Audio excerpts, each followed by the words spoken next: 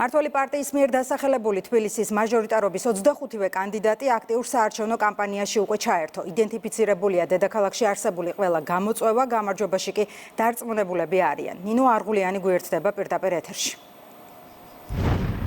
ძველი უბნების ახალი სიცოცხლე, ინფრასტრუქტურული და სოციალური პროექტები, მეტი გამწვანება დედაქალაქში, ასევე ეგრეთ წოდებული ხრუშოვკების პრობლემის მოგვარება, ავარიული ავტოფარეხების ნაცვლად მეტი რეკრეაციული სივრცე.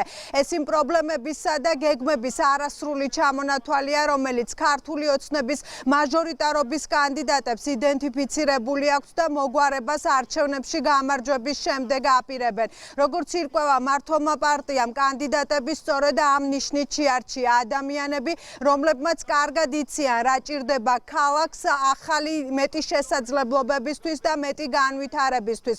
დღეს კანდიდატები გვეუბნებიან, რომ გამარჯვებაში დარწმუნებულები არიან და ეს მხოლოდ ამბიციური განაცხადი არ არის. ამის თქმის საფუძველს მათ კახა კალაძის მიერ განხორციელებული პროექტები და კახა კალაძის პოლიტიკა აძლევთ, რომელმაც ბოლო 8 წლის განმავლობაში ქალაქს ახალი სიცოცხლე შეძინა.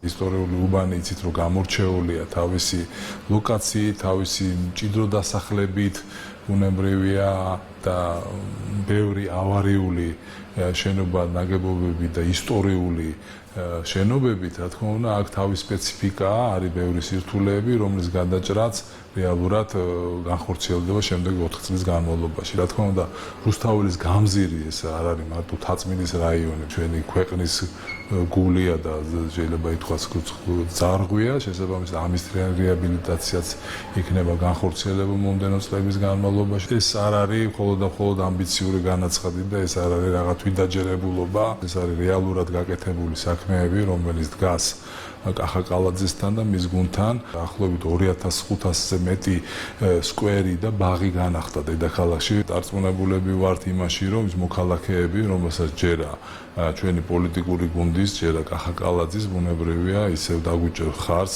და სწორედ ეს გვიმაგრებს ზურგს. მე დავიბადე ამ უბანში, გავიზარდე, ვცხოვრობ. ჩემთვის ორგანული გარემო არის ეს უბანი, მყავს დიდი სანაცნობო წრე, სამეგობრო და ეს არის ჩემთვის мотиваცია და დიდი პასუხისგებლობა, რომ ამ ინტერესებს მომემსახურო ჩვენი მოსახლეობის, ამ უბნის მოსახლეობის. ბოლო წლებში თბილისში გაკეთდა უამრავი საქმე, მრავალი მიმართულებით.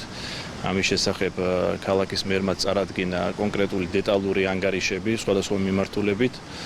და დარწმუნებული ვარ ჩვენი მოსახლეობა ამას ძალიან კარგად ხედავს და სათანადოდ აფასებს და ეს გვაძლევს იმის ასე ვთქვათ კიდევ ერთხელ განაცხადის უფლებას და იმედს და წმენას რომ მოსახლეობა ნდობით არის განწყობილი ჩვენს მიმართ. ეს არის უბანი, სადაც დავიბადე და გავიზარდე. მოსახლეობასთან ძალიან მჭიდრო და ახლო ურთიერთობა მაქვს. ჩვენ გვაქვს ძალიან ბევრი გამოწვევა ამ უბანში, რომელიც წლების წინ ბატონი კახი კალაძის ჩართულობით დავიწყეთ, უშუალოდ გულისხმობ ეგრეთ წოდებული ხრუშოვკების ჩანაცვლების პროექტს. ეს არის ერთ-ერთი ძირითადი პრობლემა და გამოწვევა ვარკეთილის მესამე მასივში.